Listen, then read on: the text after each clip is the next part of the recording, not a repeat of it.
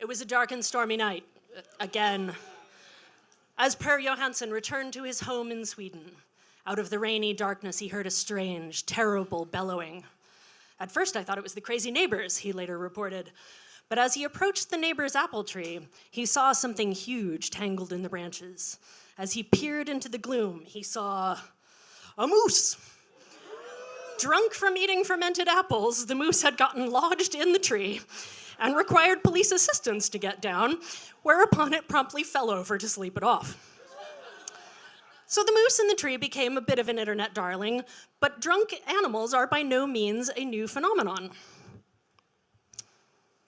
No less a personage than Charles Darwin described the effects of alcohol on primates in The Descent of Man in 1871. Many kinds of monkeys have a strong taste for tea, coffee, and spirituous liquors. They will also, as I have myself seen, smoke tobacco with pleasure. Darwin also relates a description of some baboons who enjoyed their beer a little too much. On the following morning, they were very cross and dismal. They held their aching heads with both hands and wore a most pitiable expression. When beer or wine was offered them, they turned away with disgust. Darwin winds up his cautionary tales with an account of a New World spider monkey. An American monkey in a Tellys, after getting drunk on brandy, would never touch it again and thus was wiser than many men. So, apart from Darwin and his colleagues apparently getting monkeys drunk all the time, animals do get drunk in the wild. The real boozers of the animal world are the birds. So every year, somewhere in the world, conditions will be right for a bunch of birds to go on a stinking bender. Drunk birds flying into windows, hitting telephone poles, falling to the ground.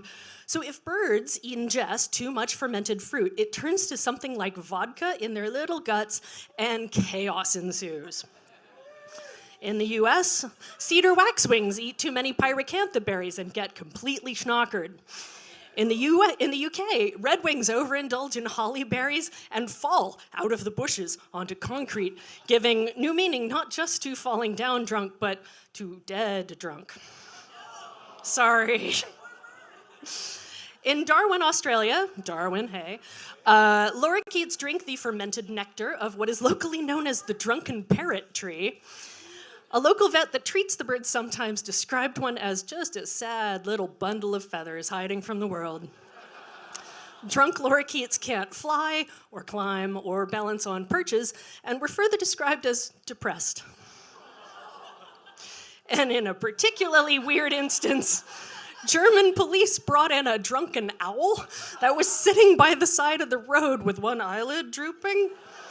This is oblivious to passing traffic, hanging out next to a couple of schnapps bottles. It was given water and released when it sobered up. So, except for the schnapps episode, fruit is usually the culprit. Some birds feed entirely on fruit, and if it's fermented, they will feel the effects. And fermented fruit tends to turn up at the end of the season when it's overripe and the sugars in the fruit turn to alcohol. Or if it's been fermenting under the snow after the winter, you'll see a lot of fermented fruit around in the spring. Young birds tend to get into worse trouble than old ones, possibly because older birds have larger livers, so they can tolerate the alcohol better, they can process it better, or because they've built up a tolerance, or maybe because they're older, wiser birds, and they've learned to avoid the boozy fruit. So birds are not the only tipplers in the animal kingdom, however. The pen-tailed tree shrew feeds on nectar, which can ferment in the wild and become alcoholic, and the tree shrew will consume enough alcohol to legally intoxicate a human, and it never shows signs of inebriation. So, hard drinking shrews, y'all. Alcohol tolerance varies pretty widely across mammal species. Some fruit-eating bats have an extremely high tolerance for alcohol, and you can booze them up and release them to fly through a maze, and they will do it without bumping into obstacles or even appearing to be drunk. But other bat species don't have that kind of tolerance, so for the love of God, don't go out and get bats drunk. It's just a weird scene. So if we move over to the primate branch of the Tree of Life, we find the slow loris. Lorises are, I know, so he's trying. He's really trying. Not judging. Lorises are prosimians, early primates like lemurs, and they will feed on palm sap, which it can naturally ferment up to 3.8% alcohol, which is about as strong as a Michelob Ultra. And this might be how a slow loris and two lemurs ended up in a study about prosimians and their taste for alcohol. And researchers fed them booze and found out that, yes, they like booze.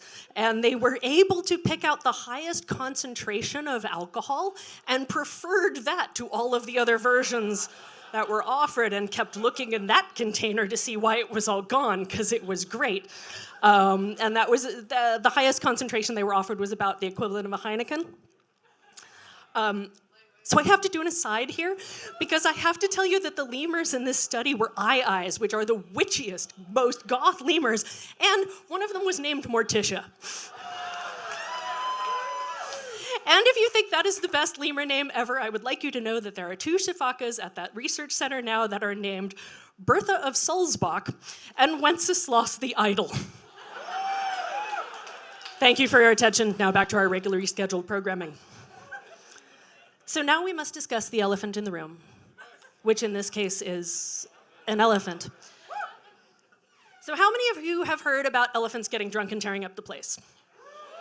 Couple. So for those of you who don't know, here's the thing, sometimes elephants get drunk and they tear up the place.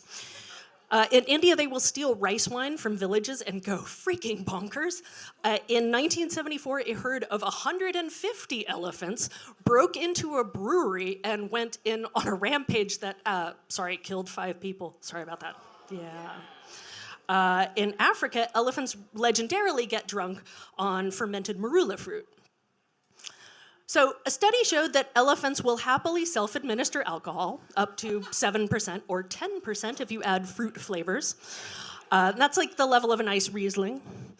They turned down anything above that range, though, and they were offered things from like margarita level up to almost Navy strength gin, and they were like, wow, no, thank you. What kind of study is this? And you can tell that they're drunk, or at least not feeling well, because they'll close their eyes and sway, or they'll hold themselves with their trunks, or they'll just spend more time away from the rest of the herd and not eat or bathe. So they don't seem to like it that much, but if they're stressed, they'll drink more. And as they drink more, they get more aggressive. And it's a fun fact that the higher the elephant is in their social structure, the more dominant, the meaner the drunk they are. So in one case in this experiment, the dominant bull tried to attack one of the experimenters and knock over the booze truck. Good dog. So with this knowledge in hand, why did a 2006 study claim that drunk elephants are a myth? So this study in particular focused on the long-held belief that African elephants seek out and get drunk off of fermented marula fruit, which is this yellow kind of plum-sized fruit. Elephants do converge on marula trees during the dry season, and they gorge themselves on the fruit. And Zulu people ferment marula fruit to make wine, and a popular African liqueur, as you see in this prop, amarula, it's distilled from marula fruit, and it features an elephant on the bottle. Zulu people told Europeans about the marula drunk elephant phenomenon as early as 1839, as evinced in this report from the Honorable William Henry Drummond.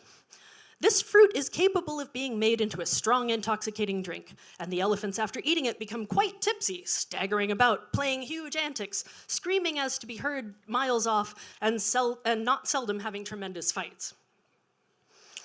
So, the 2006 study, while conceding that elephants can and do get drunk, looked specifically at whether elephants can get drunk off of marula fruit in the wild. And the authors extrapolated from human physiology how much fermented fruit an elephant would need to eat to get drunk, and concluded that they would have to eat more than they can hold and more than is available in the wild. Therefore, marula drunk elephants must be a myth. Everyone must have been lying for 200 years, whatever. The study did, however, cite the lack of data about elephants' ability to process alcohol, and they didn't expect their findings would change people's minds because, as the study's author told National Geographic, people just want to believe in drunken elephants. And we really do, which is why I love the 2020 study of genetic variations in mammals that shows that elephants might be total lightweights because of their relative inability to process alcohol. So humans, we're really good at processing alcohol. Elephants, on the other hand, have a shortage of the enzyme that allows them to metabolize it, so they might get drunk really easily. So Marilla drunk elephants could still be a thing. Thank you, science. The study actually tested 85 mammal species and found several that had similar low booze tolerance variations. So I'm giving you a list of some other lightweights of the animal kingdom so you can add these to your list of animals to not get drunk, because I don't know what you people have planned for later. Freaking weirdos. So tonight, you may find yourself drunk as a skunk, tired as an owl, or sober as, I don't know, a penguin. Penguin seems sober. In any case, may you eat all the marilla you can get your hands on, gorge on berries to your heart's content, and metabolize all your toxins without incident. Cheers.